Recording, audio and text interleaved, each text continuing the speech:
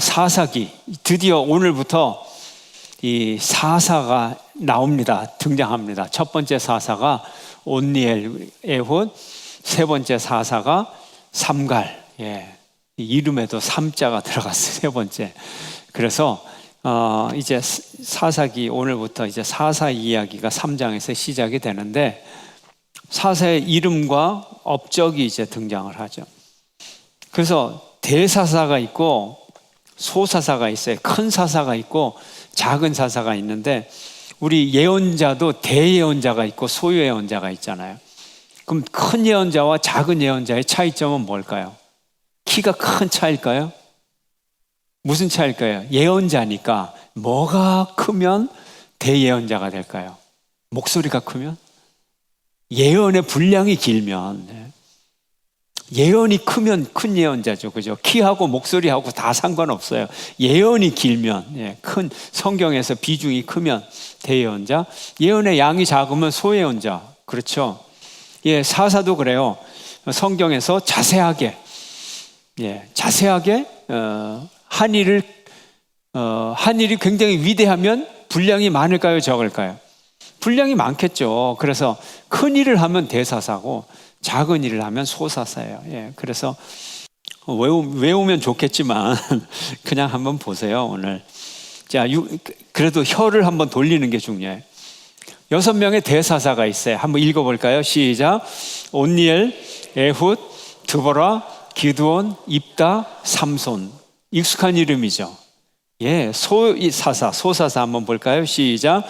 삼갈, 돌라, 야일, 입산, 엘론, 압돈. 역시 좀 익숙하긴 하지만 대사사보다는 덜 익숙하죠. 확실히 그렇죠. 이렇게 합하면 몇 명? 12사사 중에 대사사와 소사사가 나뉘어진다. 6명씩. 기준은 업적과 성경의 분량이다. 이렇게 생각하시면 되고요. 자, 오늘 이제 1절부터 4절 제목을 제가 뭐라고 붙였나요? 니들이 전쟁을 알아? 전쟁을 아냐? 니들이? 여러분 6.25를 압니까? 특히 대구 여기는 조금은 힘들긴 힘들었어도 다른 윗지방하고는 좀 다르죠. 여기는. 1절에서 4절 한번 읽겠어요. 함께 읽습니다. 1절에서 4절 같이 읽습니다. 시작.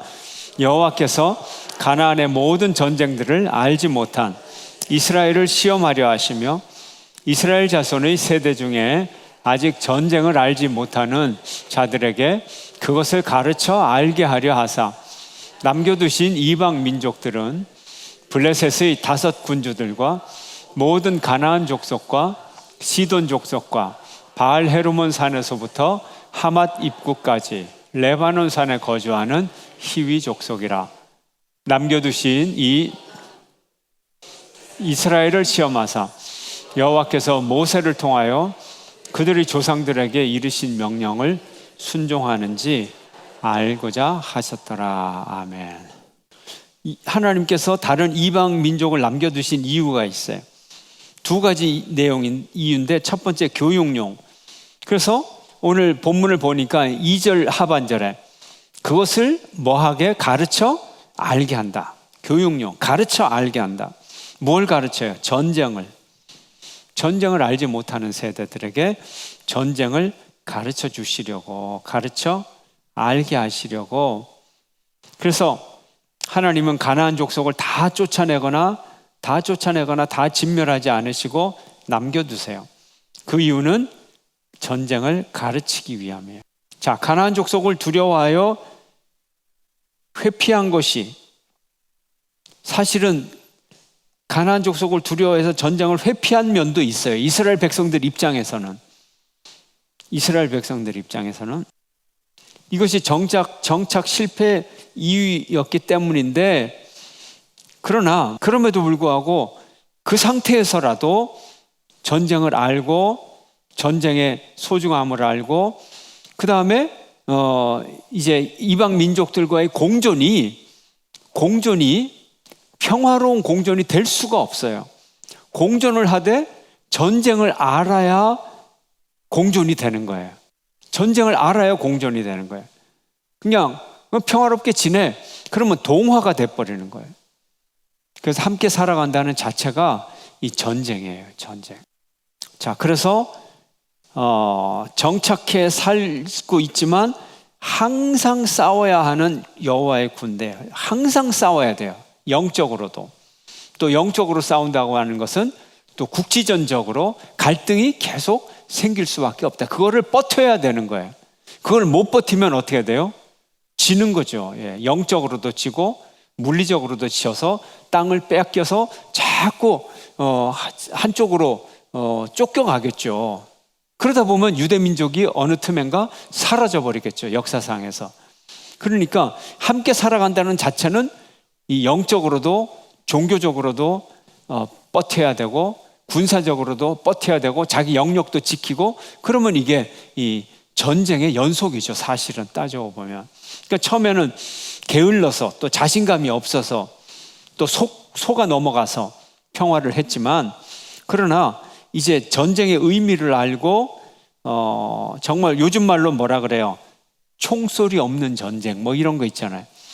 그러니까 이스라엘 백성들이 가나안 족속들과 함께 살아가는 자체가 그 자체가 전쟁인 거예요. 여러분 뭐 우리 상황 생각하면 아시죠? 남북 간의 상황도 그렇고 여러분이 충분히 이해하실 거예요. 그래서 원인이 어떻게 됐던 간에 하나님은 이거를 교육적인 목적으로 쓰시려고 하신다.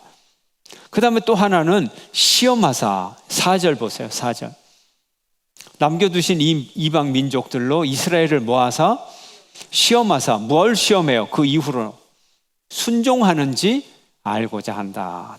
시험을 한다는 거예요. 그래서 두 번째 이유는 시험용이다.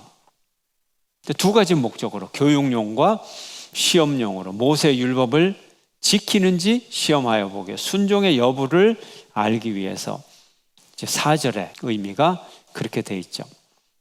자, 함께 살면서 하나님의 말씀을 지키는가? 이런 시험 사실 안 당하는 게 좋죠. 예, 안 당하는 게 좋죠. 다 쫓아내고 이스라엘 민족만 그 땅을 딱 차지해서 아무런 유혹도 없이 하나님 섬기면 그렇잖아요. 편하잖아요. 예.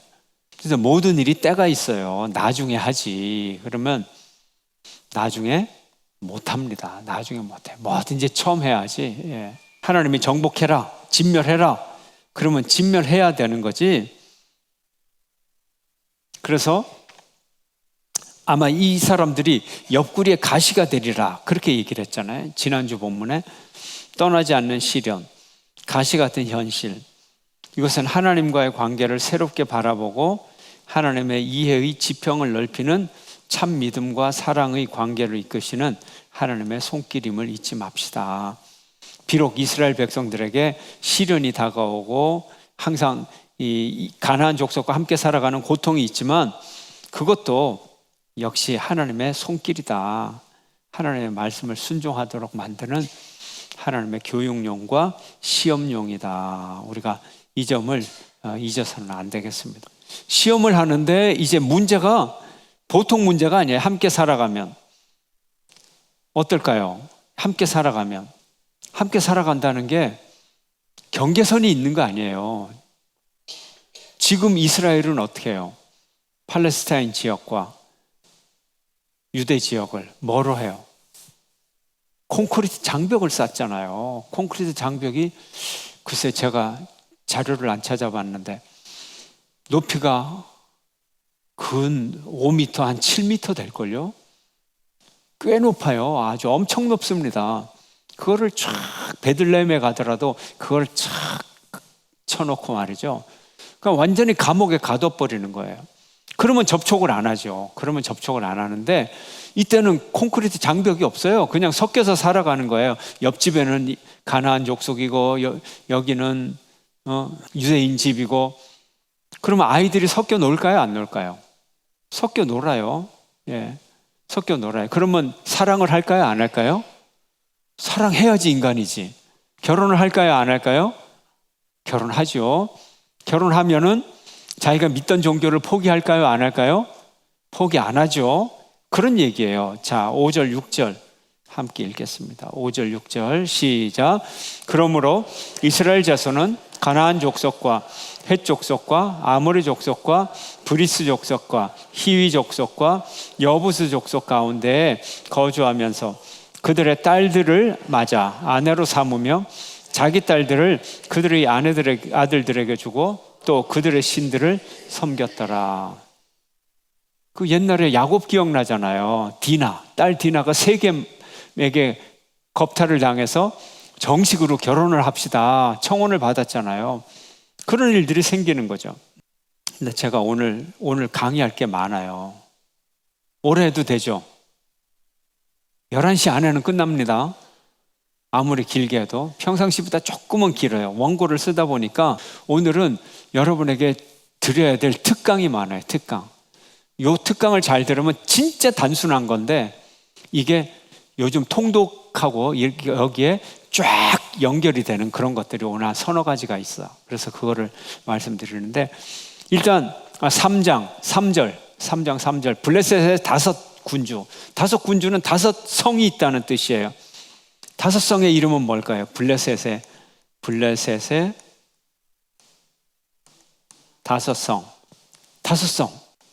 아스돗, 아스글론, 에글론, 가사, 가드. 외우기 쉽죠? 5성. 이름이 비슷해요. 앞에 아스돗, 아스글론, 에글론. 너무 비슷하죠? 그죠? 예. 그 다음에 가사, 가드. 요게 블레셋의 유명한 5성이에요. 한번 읽어봐요. 시작. 아스돗, 아스글론, 에글론, 가사, 가드. 너무 익숙해요. 예. 요게 블레셋의 대표적인 5성이다. 자, 그리고 이제 참고사항. 여호수아 시대. 여호수아 시대와 사사 시대의 차이가 뭐냐? 지금 매일 성경으로 여호수아서 거의 끝나가잖아요. 그죠? 예. 자, 그러면 여호수아와 사사 시대의 차이가 뭐냐? 비슷해요. 그런데 여호수아 시대는 여호수아가 이 12지파 전체에 대한 지도력이 있잖아요. 그래서 전쟁을 하면 어떻게 돼요? 여리고성을 전쟁해요. 여리고성 전쟁할 때 한 지파만 싸웠어요. 12지파가 함께 돌았어요. 12지파 함께. 그래서 힘이 셀까요? 약할까요? 12지파가 함께하면 남자 장정이 60만 명인데 10분의 1만 추려도 6만 명이잖아요. 다 정복할 수 있어요? 없어요? 있어요. 15년 동안에 그렇게 했어요. 근데 너무 피곤하잖아요. 맨날 그런데도 정복을 못했죠. 다. 그러면 어떻게 할까요? 계속 그렇게 할까요? 안 그러고 요즘 읽는 매일 성경 본문에 보면 이제 이 요단 동쪽에 2지파 반이 자기 원래 그 유업으로 받은 땅으로 돌아가요? 안 돌아가요? 돌아가요. 자, 각자 분배한 곳으로 그래서 자기 곳으로 다 흩어졌어요. 그러고서 이제 사사 시대가 열린 거예요. 그러면 이제 기업을 줬으니까 그 지역 경상도 땅 박씨들이 책임져야 돼. 그죠? 김씨가 책임져야 되나? 어쨌든 경주는 박씨가 책임진다고 쳐요. 그러면 거기 정복 못한 땅은 박씨들끼리 알아서 하는 거예요. 김해 땅에 이 정복 못한 거는 김씨들이 알아서 하는 거예요. 한꺼번에 할 때 하고 사사 시대처럼 흩어졌을 때 하고 군사력이나 이런 데서 차이가 날까요, 안 날까요? 그러니까 차라리 여호수아 시대보다 사사 시대 때 군사력이 더 떨어졌다. 왜? 족장의 군사력이니까. 여호수아 시대 때는 뭐예요? 지파 협력의 시대. 그래서 민족적인 힘. 이스라엘 민족 전체. 그 다음에 사사 시대는 지파별 독립의 시대고 때로는 자기들끼리 싸워요. 막 사사기의 뒷부분에 보면 이 지파끼리 싸워가지고 말이죠. 예. 지파가 2만 6천 명인데 2만 5천 명이 죽고 1,000명만 남아요. 어느 지파일까요? 사울의 지파. 네? 예, 베냐민 지파. 자기들끼리 싸우고 그래요. 그래서 이때는 지파별 독립시대예요. 힘이 없단 말이에요. 힘이 더 없어졌어요.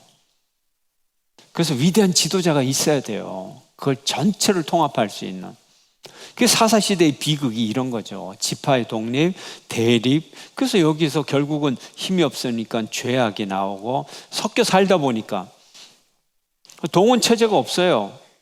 지파별로 무슨 힘이 있겠어요. 그죠? 군사제도가 없어요. 무기 체제가 없어요.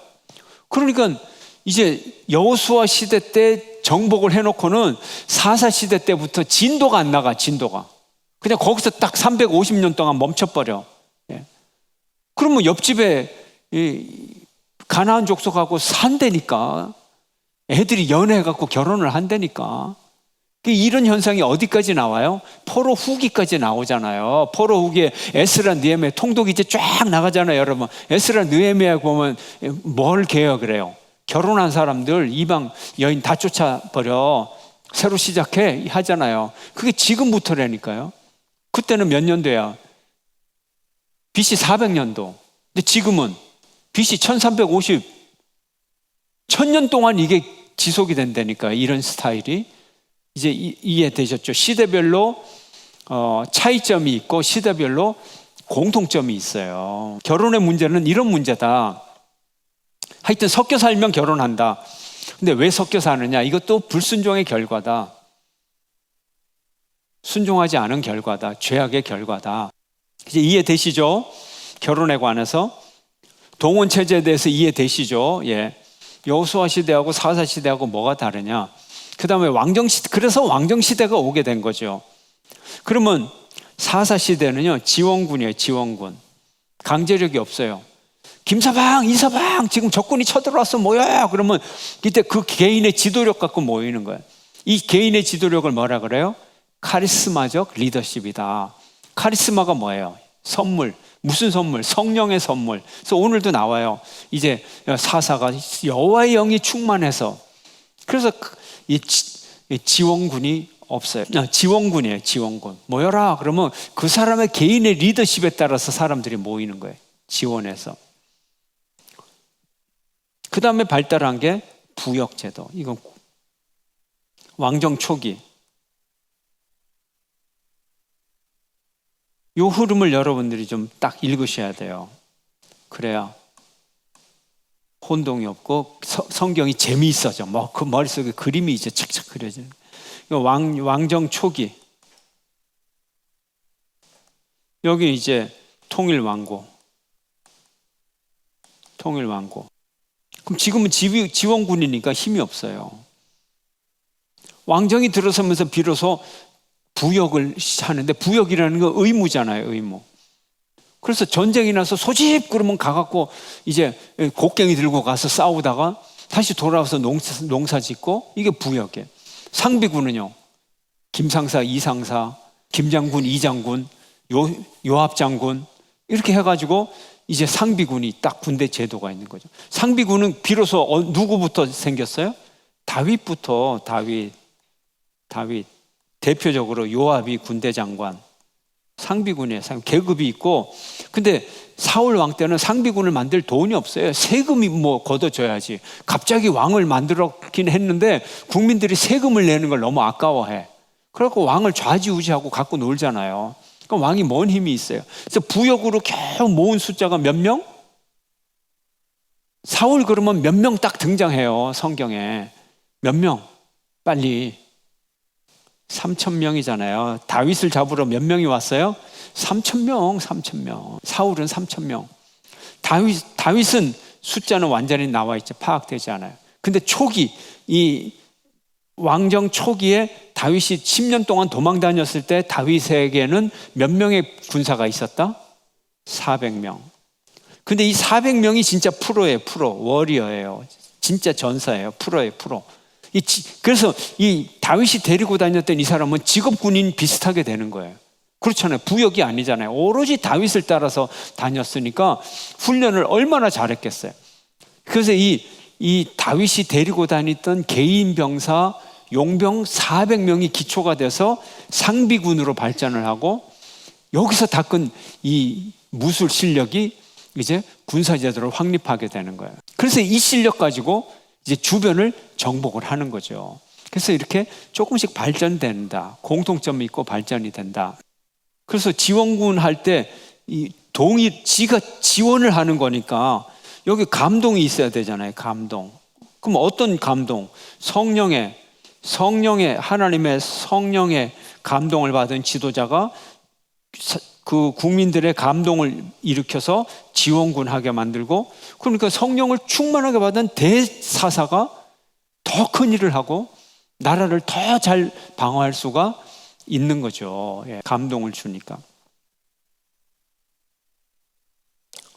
이제 이해되시죠? 예, 군대 관해서. 예, 군대 안 갔다 오셔도 다 이해하셔야 됩니다. 예, 성경이 좀 친해지지 않아요? 예. 그러면 이제 아예 말이 나온 김에 오늘 다 나오니까 무기는 뭘까요? 무기는 이걸 하셔야 돼요. 이때 무기는 형편없어요. 오늘날 사람들이 이 성경을 오해하는 이유가 뭐냐 하면 이때 무기 그러면 로마 군대를 생각해. 사람들 머릿속에 로마 군대. 로마 군대는 그 로마 시대에 BC 50년부터 500년 동안 최첨단 군대입니다. 거기 그 군대는, 로마 군대는 세계 역사상의 최첨단 군대. 지금은 이건 완전히 애들 장난이에요. 제가 어릴 때는요, 초등학교 때 아이들끼리 전쟁 놀이를 했어요. 전쟁 놀이를 할 때 어떤 무기를 들고 나가느냐, 새로 만든 개줄, 그걸 막대기 해갖고 개줄을 막 이렇게 돌리면서 거기 맞기만 하면 진짜 얼마나 크게 다치겠어요. 근데 이제 사람을 향해서 직접 휘둘리진 않죠. 예. 괜히 이제 나는 이런 무기를 가졌다 그러고 거기다가 막 철사를 뭉쳐가지고 이렇게 크게 만들어 놓고 철퇴다 그러고 이제 막 하는데, 그렇게 이제 놀았거든요. 재미있게. 그거 생각하시면 안 돼요. 그런 것조차도 없었어요. 이 시대에 그런 것도 없었어요. 그냥 몽둥이에요, 몽둥이. 그리고 뭐예요? 짱돌. 짱돌이라 그러잖아요. 막 던지는 돌을. 그냥 돌이라고 안 그러잖아요. 짱돌인데 성경에 나오는 점잖은 용어가 있어. 다윗의 무슨 돌? 물맷돌. 그러니까 이 짱돌은 손으로 던지는 거고, 물맷돌은 이걸 던지는 도구가 있는, 물매가 있는 거야. 이해되시죠? 그럼 짱돌이 셀까요? 도구를 이용해서 속력을 줘서 던지는 물매가 셀까요? 물매가 세죠. 그러니까 물매만 가져도 최신 무기를 갖는 거예요. 근데 이 물매가 언제까지냐? 바벨론 시대까지. 바벨론 시대라 그러면 굉장히 발달된 시대인데, 이로부터 지금 우리가 하는 이 시대부터 800년, 700~800년 후인데 그때까지 물매, 병사들의 무기는 보잘것 없었다. 그래서 겨우 성을 공격할 때 하는 게 뭐예요? 지렛대 원리 이용해갖고 밧줄 이렇게 지렛대 원리 해서 탁 당기면 돌을 탁 던지잖아요. 그럼 돌멩이 이거만한 거 해갖고 하늘에서 그것도 폭탄이라고, 예, 터지지도 않는 돌멩이 던지면서 그게 대포가 되는 거예요. 그래서 지금 이 시대 그냥 몽둥이 갖고 싸웠다. 예, 그렇게 생각하시면 돼요. 겨우 이제 조금 있으면 청동기 가지고 이 몽둥이 끝에다가 청동 뭐 이렇게 신주 뭐 이렇게 조금 붙여가고 그걸로 때렸다. 그럼 뭐 몽둥이로 때리나 그걸로 때리나 조금 차이밖에 없는 거예요. 그런 무기다. 그러니까 싸우기가 너무 힘드는 거예요. 웬만하면 그냥 편안하게 지내는 거예요. 그거 가지고 막 살육하고 그런 거 아니에요. 할 수가 없어요. 하루 종일 전쟁을 해도 몇 명 죽이지도 못하고 너무 피곤하고, 예, 힘드는 거예요. 서로가 피곤한 거예요. 그러니까 서로가 안 싸운 거예요. 서로가 안 싸우다 보니까 뭐가 생겨? 결혼도 하고 종교 혼합이 생기고, 이제 시대별로 여러분들이 머릿속에 군사제도 이제 이해가 되시죠? 통독을 하면서 쫙 이제 여러분들이 한번 해보세요. 그림이 그려져요. 예. 로마군이 아니에요. 로마군 예수님 때예요. 예, 로마군은 진짜 최첨단 군대예요. 예, 아주 문명화된 군대. 지금 그런 거 없어요. 자, 그 다음에 참고가 그래서 중요하고, 그래서 여러분이 11시 전에는 집에 갑니다. 통혼의 죄. 순종의 시험에 성공하나요? 실패하나요? 실패합니다. 통혼해요, 이방인과. 통혼이 문제가 아니에요. 통혼하면 사랑하는 게 뭐가 나빠요? 근데 문제는 이방 신까지 사랑한다는 거야. 그들이 믿던 신들까지 같이 섬긴다는 거야. 그러면 이게 농업신은 뭐예요? 풍요의 신, 다산의 신, 바알과 아세라를 섬기는 악을 행합니다. 야훼 신앙의 순수성, 이것을 잃어버리는 거예요. 그래서 뭐래요? 이방인과 혼인관계를 맺으니까 우상숭배가 되는 거예요. 우상숭배가 되는 거예요. 그래서 혼인은 우상숭배 이렇게 연결되니까 결혼하지 말라, 사랑하지 말라는 거예요. 오늘 특집 두 번째, 가나안의 우상을 한번 정리를 해보자. 가나안의 우상. 자, 가나안 신들의 엘이라는 이름이 있어요. 물론 우리 사무엘 여호와도 엘이라고 부르지만 가나안 우상 중에 엘신. 그래서 제일 높은 신들의 아버지를 엘신이라고 그래. 엘신의 아들 바알신이 있고, 바알신의 누이 또는 아내가 아나신이에요. 누이는 뭐고 아내는 뭐냐? 전설이 내려오잖아요. 신화가 내려오잖아요. 근데 이 동네의 신화는 아나신이 바알의 부인으로 나타나고, 바로 옆 동네에 있는 신화에서는 아나신이 바알의 아내로 나타나고, 여기서는 누이로 나타나고, 이게 변형이 조금씩 있어요. 부족마다. 우리도 그런 거 있잖아요. 문화사적으로 보면 토템 짐승도 비슷한 데가 있고 다른 데가 있고 하듯이. 그래서 같은 바알이지만 전통이 달라요. 전승이 달라요. 그래서 누이라고도 하고, 또 어떤 사람들은 아낫이라고도 하고. 그래서 그 가나안에 3대 여신이 있는데, 아낫, 아세라, 아스다로. 다 여러분 읽어보셨죠? 성경에 다 나와요. 근데 그 신이 그 신이다. 다 같은, 이름만 다르지 다 똑같다. 내용을 보면 다 똑같다. 내용을 보면 다 똑같다. 어떤 동네에서는 아세라 신이라 그러고, 다른 동네에서는 아스네. 그 증명하는 이유가 뭐냐? 모양을 보면 다 똑같아. 모양을 보면 아나신도 똑같은 모양, 아세라도 똑같은 모양, 아스타라도 똑같은 모양. 이름만 달라요. 그러니까 언어가 다른 거예요. 우리가 영어로 하나님을 God, 그 다음에 그러면 불어로는요 고트, 고도, 불어로는 고도, 예. 독일어로는 고트. 비슷비슷하지만 같잖아요. 그렇듯이 이 3대 여신, 3대가 아니라 다 같은 신이다. 또 바알의 원수 호론이 있고 모시라는 신이 있다. 그리고 이들은 바다를 주관하는 얌신, 일명 리워야단이라는 신이 있다. 리워야단 어디서 나와요? 어디서 보셨어요? 예, 이사야에도 나오고, 또 욥기에 안 나오나요? 욥기? 나와요. 그 다음에 다곤신 나오죠. 왜? 다곤신.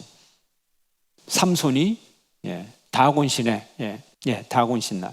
다곤신도 역시 바알의 변종이다. 그놈이요. 이름만 다르지, 동네에 따라서. 왜요? 바알이나 이 모든 건 철저하게 지역신이거든.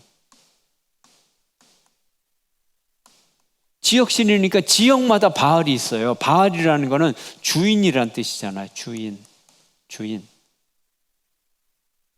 주인이라는 뜻이니까 지역마다 다 바알이 하나씩 있는데, 그러니까 그놈이지 뭐. 역할 똑같은 거니까. 이름이 달라요. 그래서 똑같은 역할을 하는데 그모스라고도 부르고 몰렉이라고도 부르고 또 밀곰이라고도 부르고, 이거 예언서에 다 나오는 이름이에요. 바알의 변종이다 하는 거예요. 다 바알이에요. 그놈이에요. 이제 이해가 편하죠. 이름을 막 제가 이렇게 열거할 때는 와, 뭐 이렇게 신이 많아 하는데 그놈이다고 하니까 여러분이 좀 편하죠. 예. 기능은 다 똑같다. 그래서 바알과 아세라, 기본 모델은 바알과 아세라다. 남신과 여신이다. 여러 지역에서 여러 모양으로 변형이 되어져 섬겨졌다.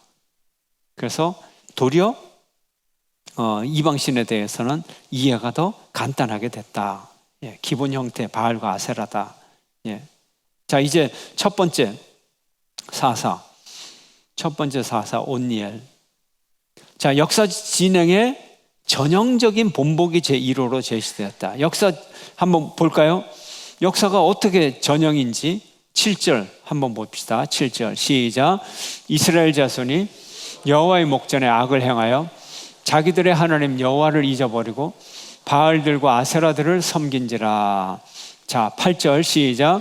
여호와께서 이스라엘에게 진노하사 그들을 메소포타미아 왕 구산 리사다임의 손에 파셨으므로 이스라엘 자손이 구산 리사다임을 8년 동안 섬겼더니, 자, 죄악을 짓고 하나님이 진노하셔서 징벌을 내렸어요.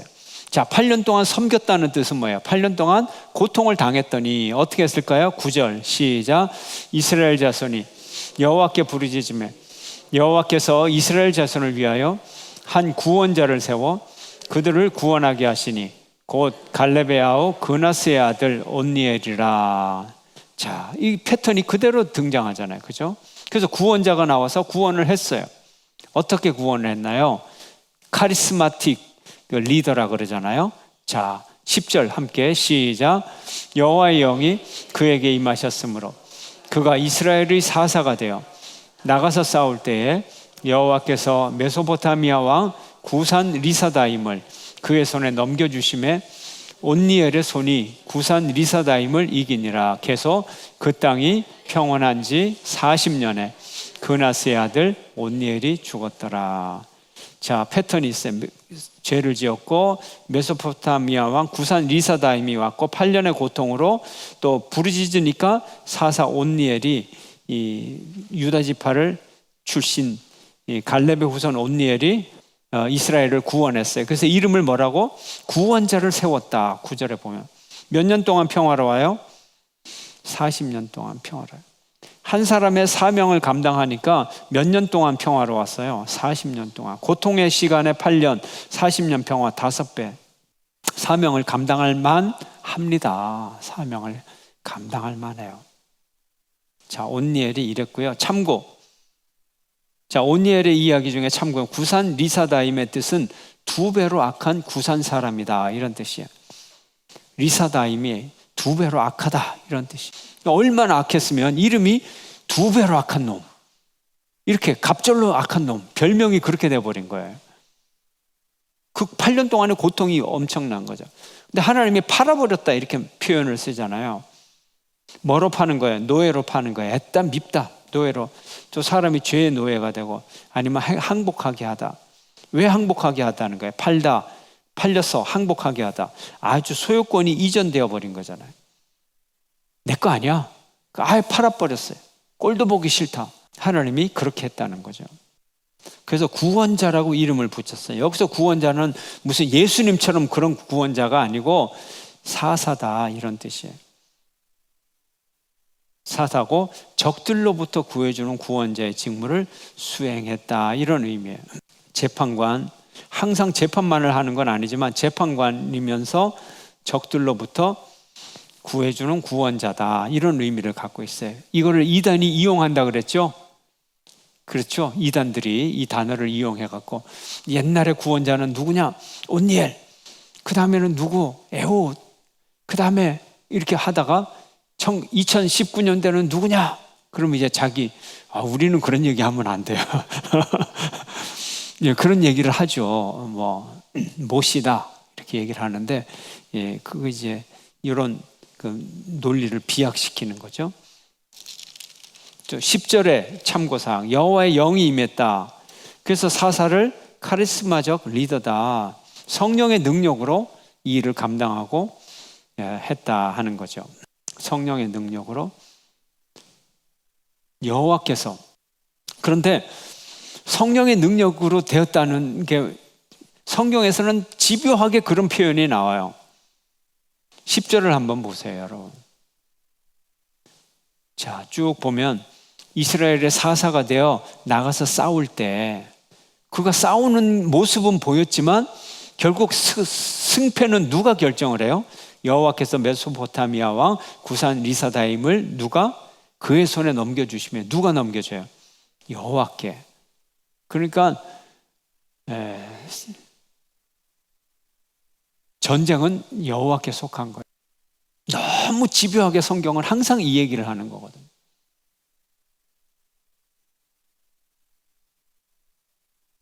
자, 그러면 여호와의 영으로 승리를 한다 하는 거예요. 그래서 온니엘, 첫 번째 사사 온니엘 정리를 해봤어요. 갈렙의 아우 그나스의 아들이고 유다 지파고 메소포타미아 왕 구산 리사다임을 8년 통치를 구원해서 40년 평화를 갖고 왔고, 특징은 여호와의 영으로 충만했다는 거죠. 그러면 어디서 주로 싸웠을까? 자, 온니엘이 유다 지파이기 때문에 원래는 여기서 살아요. 근데 전쟁은 여기서 주로 했어요. 왜 그럴까요? 구산 리사다임이 어디 왕이라고요? 메소포타미아 지방. 메소포타미아 지방은 이쪽 지방. 여기서부터 쳐들어왔으니까 여기서 싸워서 방어를 한 거예요. 자, 지리적으로는 이렇고요. 다음으로 넘어갑시다. 오늘 두 번째 사사. 첫 번째 사사는 별명이 없는데 두 번째 사사는 왼손잡이 구원자다. 에훗은 별명이 있어요. 왼손잡이래요. 그래서 단순히 왼손잡이다 뭐 이런 주장도 하고, 왜 왼손잡이인지 모르는데 또 어떤 분들은 성경에서 왼손잡이라고 했으면 이건 보통 왼손잡이가 아니다, 이 사람이 오른손 장애인일 것이다, 이제 그렇게 주로 하는데 오른손 장애인일 것이다라는 주장이 조금 더 무게가 있죠. 예, 그냥 단순히 왼손을 더 잘 써, 그 정도 가지고 왼손잡이 이르지는 않는다는 거죠. 자, 이때는 아까는 메소포타미아 왕, 저쪽에 메소포타미아 왕, 막 유브라데스 강, 티그리스 강 거기서부터 멀리서 쳐들어왔고, 이제는 어디서 쳐들어왔나요? 자, 아까 지도를 보면, 자, 모압 왕이니까, 모압 여기니까 여기, 그죠? 여기 갈릴리 바다, 여기 사해, 요단강. 근데 모압이 이쪽 지방에, 이쪽에서 쳐들어온 거예요. 근데 이쪽에서 어떻게 쳐들어왔느냐? 여기 아말렉이 여기 살고 암몬이 여기 살고, 그러니까 이쪽 지방이 이렇게 연합군으로 해서 다 쳐들어온 거예요, 이쪽으로.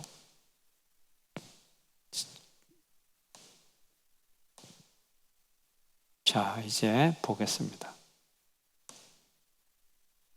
그래서 어디 쪽으로 쳐들어왔는가? 여리고 쪽으로 침입을 해왔어요. 그럼 아까 다시 돌아가 볼까요? 자, 여리고.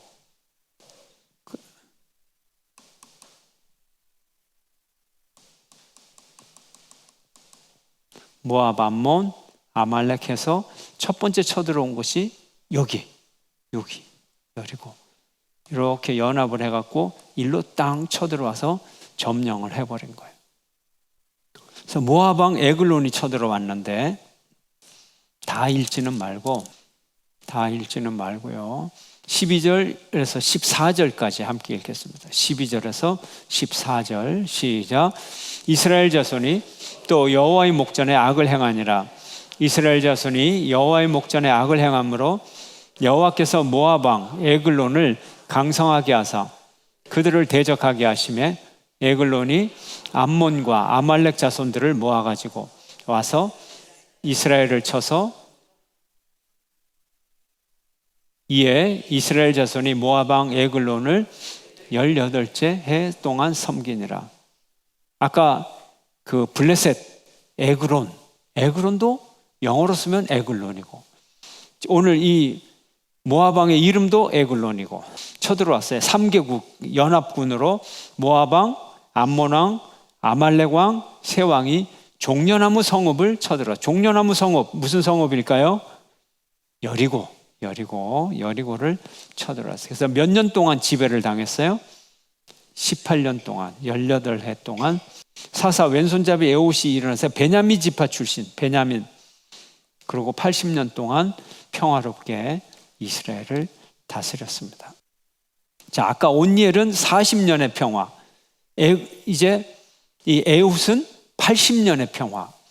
대단하죠. 80년 동안 한 명의 사사가 일어나서 80년의 평화를 가져왔어요. 할만하죠?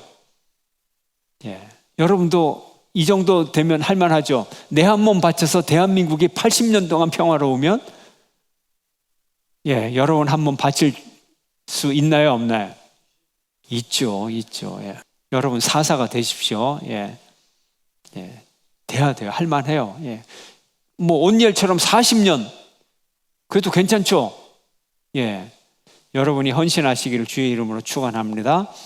그래서 이제 여기는 좀 스토리가 있어요. 베냐민 사람 왼손잡이 에봇이 공물을 바쳐요. 왜냐하면 지배를 하니까 해마다 공물을 세금을 바쳐야 되잖아요. 세금을 바치러 이제 갔는데 이때 칼이 굉장히 중요하거든요. 귀한 거거든요. 그 청동기 시대인데 그 칼 하나가 구하기가 어려운데 그 청동기 시대에 칼을 한 자루 구해가지고 이 넓적다리 안쪽에 딱 숨겨가지고 말이죠. 한 규빗 되는 칼, 요거만한 거.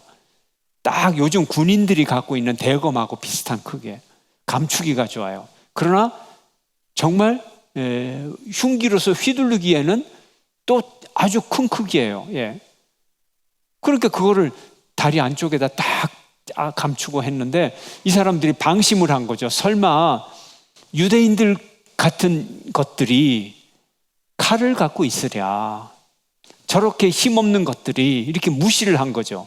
그래서 요즘 같으면 금속 탐지기로 다 이렇게 해봐야 되는데 공물을 바치면서 내가 왕하고 면담을 좀 해야 되겠습니다.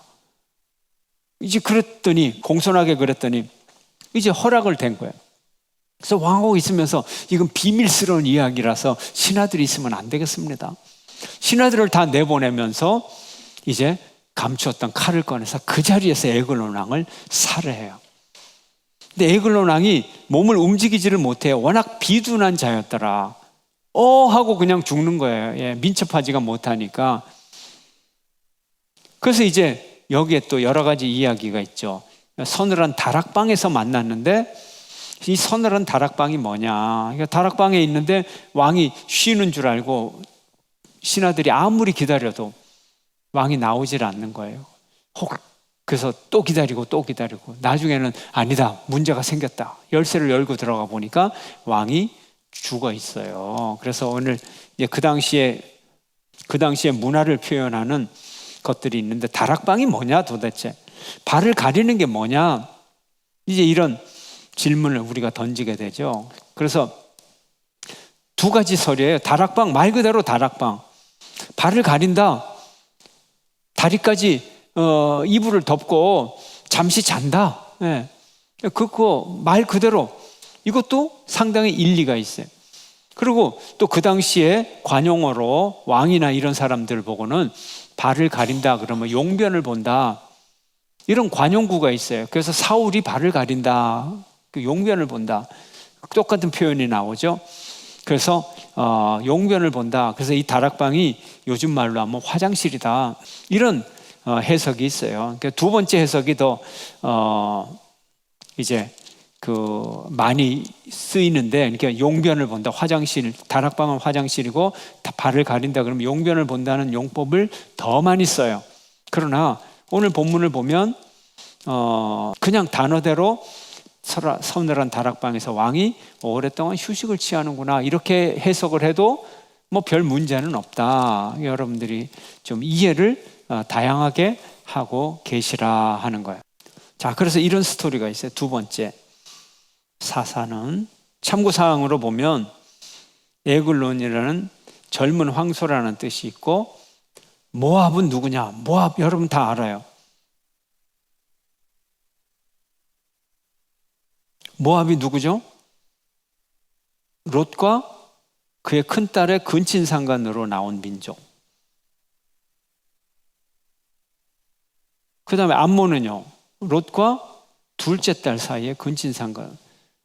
소돔과 고모라가 유황불 심판을 받을 때 이들이 산으로 도망갔잖아요. 작은 성읍 소알로 보냈더니 이 성읍도 무서워서 못 살겠습니다.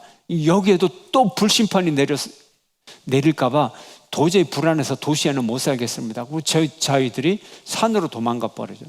아무도 없는 산에서 이제 온 세상이 다 심판받은 걸로 착각을 하고 이 사람들이 성급하게 그러면 자손을 빨리 낳아야 되지 않겠느냐. 그래서 근친상간으로 나온 족속이 모압과 암몬이고, 아말렉은요 에서의 손자 아말렉의 후손. 아말렉이 출애굽할 때 이 진로를 막았잖아요. 못된 짓을 했잖아요. 왜요? 아니 형제 자매인데 피를 나눴는데 이스라엘 백성들의 진로를 막아서 아말렉이 두고 하나님께서 진멸해버려라, 다 죽여버려라, 그렇게 얘기를 했잖아요. 자, 그런 사연이 있어요. 아말렉도 다 가족이에요. 피를 나눴어요. 자, 에서의 손자 아말렉의 후손이다. 종려나무 성읍은 뭐냐? 여리고성이다. 근데 여리고성은 여호수아가 뭐라 그랬어요? 이 성을 다시 재건을 하면 자손 대대로 씨가 마를 것이다. 저주를 퍼붓잖아요. 그래서 어느 누구도 여리고성을 재건을 못해요. 그러면 뭐 요새가 다 무너지고 그 안에서 사람들이 그냥 살아, 옛날처럼. 그러면 보호를 받을까요? 못 받을까요? 금방 점령을 하는 거죠. 그래서 종려나무 성은 그런 상태였다 하는 거예요. 왼손잡이, 오른손 장애자일 것이다. 근데 한쪽 팔 장애를 가지고도 훌륭한 전사였다 하는 거죠. 얼마나 전략이 좋습니까? 왕을 죽이고 80년 동안 평화를 다스렸습니다. 곡물과 에글론의 비만. 자, 에글론의 비만. 뭔가 곡물 그러면 뭐예요? 이스라엘 백성들이 곡물을 많이 바치면 이스라엘 백성들은 살이 찔까요? 마를까요? 점점 마르죠. 못 먹으니까. 그러면 이 곡물을 받아가지고 배 터지게 먹는 에글론은 어떨까요? 비만. 비록 비만했지만 이거는 죄악의 상징이죠. 상징적 대립 구조예요. 에글론의 비만과 이스라엘 백성들의 굶주림, 얼마나 처먹었으면 그렇게 몸을 못 움직일 정도로 비만하고, 자객이 들어와서 칼을 찌르는데 그것도 피하지 못해가지고 여봐라 소리만 지르고 자기가 50m만 도망을 가도 살아날 수 있잖아요. 그죠? 문 열고 옆방으로만 가도 살아날 수 있잖아요. 얼마나 먹었으면. 죄악이 이런 거예요. 죄악에 취해서, 죄악에 찌들어서, 죄악의 비만이 오면 우리가 사탄이 공격할 때 피할 수가 없어요. 아멘. 그러면 안 돼요. 자, 다락방, 화장실이라는 설, 현관을 화장실로 볼 수 있고요. 그래서 화장실이 열렸으므로 변 냄새가 나서 경비병들은 아마도 왕이 용변을 보고 있다고 생각했을 것이다. 발을 가린다, 용변을 본다. 그러나 말 그대로 다락방, 창문을 낸 다락방, 사람들은 이곳에서 한낮의 더위를 피해 잠을 자고 휴식을 취하는 방. 왕이 이런 다락방 있을까요? 없을까요? 있죠. 둘 다 볼 수 있다 하는 거예요. 그래서 두 번째 사사를 정리를 하면, 에훗은 누구냐? 게라의 아들 베냐민 지파 사람이다. 누가 쳐들어왔느냐? 모압 왕 에글론이 쳐들어와서 18년간 곡물을 바쳤다. 에글론을 죽이고 80년의 평화를 가져왔다. 최장 기간이에요. 사사로서는 최장 기간이에요. 특징은 뭐예요? 왼손잡이, 오른손 장애인 에글론 왕을 다락방 화장실에서 살해하고 모압군 10,000명을 살해했어요. 군대를 모아서. 그래서 전투 지역은 여기였다. 여기 여리고성.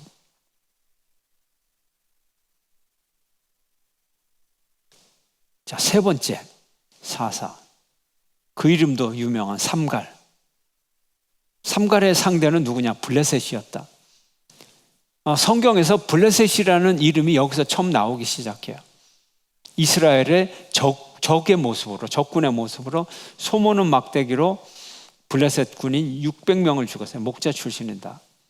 소모는 막대기, 농기구잖아요. 농기구. 근데 길이가 수리아에서 밭을 갈 때는 2.5m 정도 되는 거예요. 그 길이가 2.5m면 굉장히 긴 거거든요. 제가 손을 뻗어도 2.5m가 안 되거든요. 그러면 굉장히 높은데, 그러면 길이가 한 이쯤 되는 건데, 이쯤 된다고 하면 그 굵기는 어느 정도 굵어야 이게 길이가 될까요?